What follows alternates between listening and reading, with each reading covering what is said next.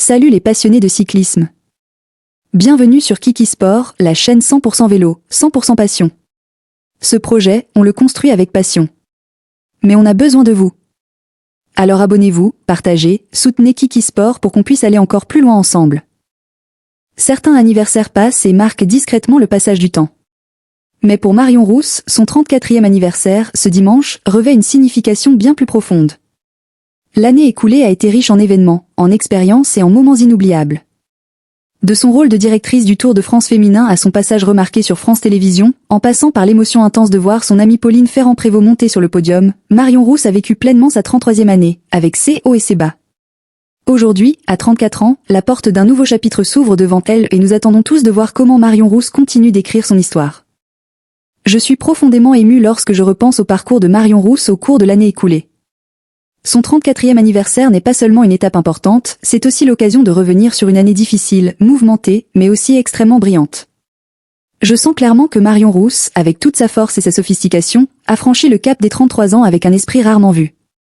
Je me souviens très bien du moment, après les Jeux Olympiques de Paris 2024, où Marion Rousse s'est lancée à corps perdu dans le Tour de France féminin, une épreuve reportée, mais qui lui a conféré un rôle particulier.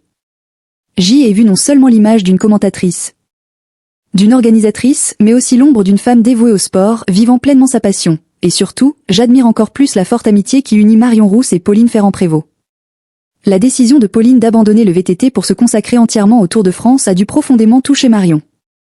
Je crois que, dans chaque mot d'encouragement, dans chaque regard échangé, Marion Rousse a donné à son amie la force de poursuivre son rêve.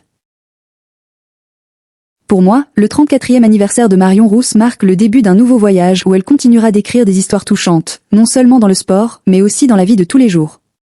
Et peut-être, grâce aux événements, aux hauts et aux bas passés, Marion Rousse deviendra-t-elle plus forte, plus profonde et plus admirable que jamais. Je me souviens encore de ce que j'ai ressenti en apprenant que Marion Rousse présenterait pour la première fois une nouvelle émission pour France Télévisions en janvier 2025.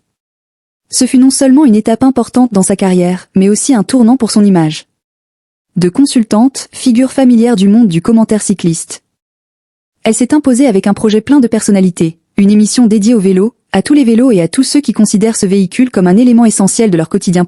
Je ressens la sincérité et la passion de Marion Rousse dans sa façon de raconter des histoires, de rapprocher la vie à vélo du public. Non seulement les courses prestigieuses, la gloire des champions, mais aussi des images très ordinaires, les routes de village, les simples tours de roue de nombreuses personnes. Ce qui m'a le plus touché, c'est que Marion Rousse ait choisi d'élargir le regard du public. Elle n'a pas seulement conservé le cyclisme au rang de sport, mais l'a transformé en culture, en art de vivre, en source d'inspiration pour la communauté.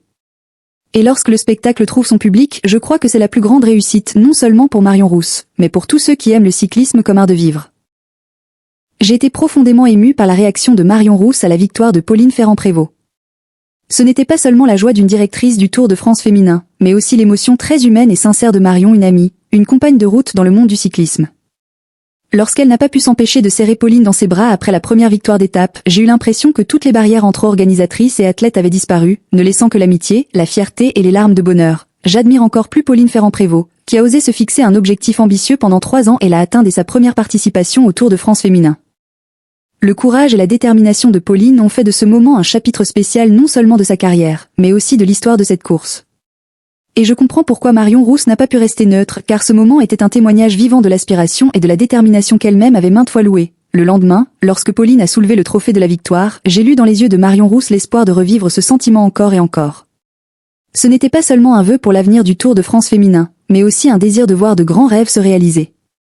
Pour moi, Marion Rousse à ce moment-là n'était pas seulement une organisatrice, mais aussi le cœur qui bat avec tous les passionnés de cyclisme.